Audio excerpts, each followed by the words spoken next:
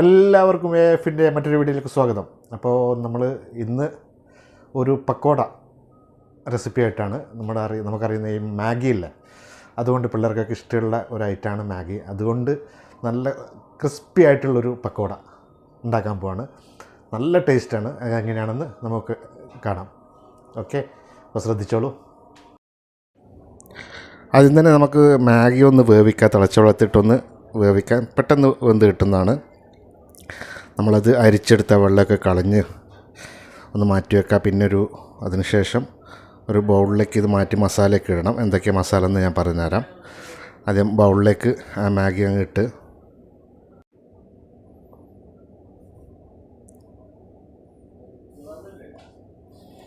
പിന്നെ ഇതിലേക്ക് വേണ്ടി കുറച്ച് സവാള ചെറുതായിട്ട് അരിഞ്ഞ് നമ്മളെ പക്കോടൊക്കെ ഉണ്ടാക്കുന്ന ആ രീതി തന്നെയാണ് അതിലേക്ക് ഇടുക.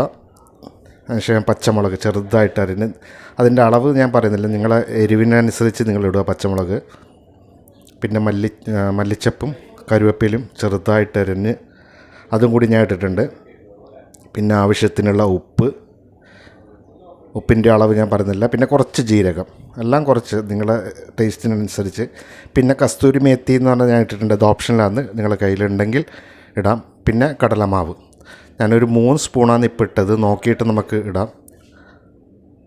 അതൊക്കെ ഇട്ട് ഇത് നന്നായിട്ട് കൈ കൊണ്ട് തന്നെ ഒന്ന് മിക്സ് ചെയ്യണം. കാരണം ആ സവാളൻ്റെ വെള്ളമൊക്കെ ഒന്ന് ഇറങ്ങണം അതിലേക്ക്. നമ്മളിപ്പോൾ വെള്ളം ചേർക്കുന്നില്ല, ആവശ്യമുണ്ടെങ്കിൽ മാത്രം വെള്ളം ചേർക്കുക. നന്നായിട്ട് കൈ കൊണ്ട് തിരുമ്മി എടുക്കുക.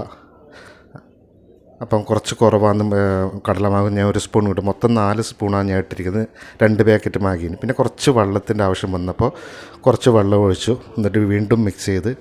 ഞാൻ പിന്നെ ഒരു കാര്യം കൂടി മറന്നു, ഇതിൻ്റെ മാഗിയിലെ മസാല ഉണ്ടല്ല പാക്കറ്റിൽ വരുന്നത്, അത് ഇടാൻ മറന്നുപോയി. അത് ഞാനിപ്പോൾ അത് ഇട്ടിട്ട് വീണ്ടും ഒന്ന് മിക്സ് ചെയ്ത് അതിലേക്ക്, അത് മറന്നുപോയതാണ്.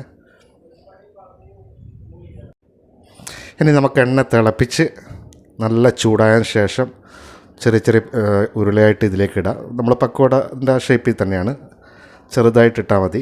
ആദ്യം നന്നായിട്ട് എണ്ണ തിളച്ചതിന് ശേഷം ഇടുക. പിന്നെ തീ ഒന്ന് കുറക്കണം, അല്ലെങ്കിൽ എന്താ സംഭവിക്കുകയെന്ന് വെച്ചാൽ തീ കുറച്ചില്ലെങ്കിൽ പുറം നല്ല ബ്രൗൺ കളർ ഭാഗം പച്ച പോലെ ഉണ്ടാവും, വെന്തിട്ട് പൂർണ്ണമായിട്ട് ക്രിസ്പി ആവില്ല, ഒരു സോഫ്റ്റായിട്ട് വരും.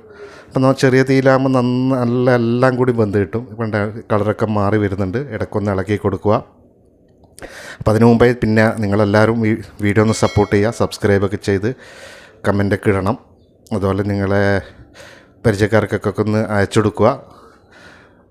അതുപോലെ ഈ റെസിപ്പി ഒന്ന് ഉണ്ടാക്കി നോക്കുക, തീർച്ചയായിട്ടും നിങ്ങൾക്ക് എല്ലാവർക്കും ഇഷ്ടപ്പെടും. ഒരുപാട് ഈ പരുവത്തിലാകുമ്പോൾ നമുക്ക് എടുത്ത് മാറ്റി വെക്കാം. നമ്മുടെ പക്കോട ഇപ്പോൾ റെഡി ആയിട്ടുണ്ട്.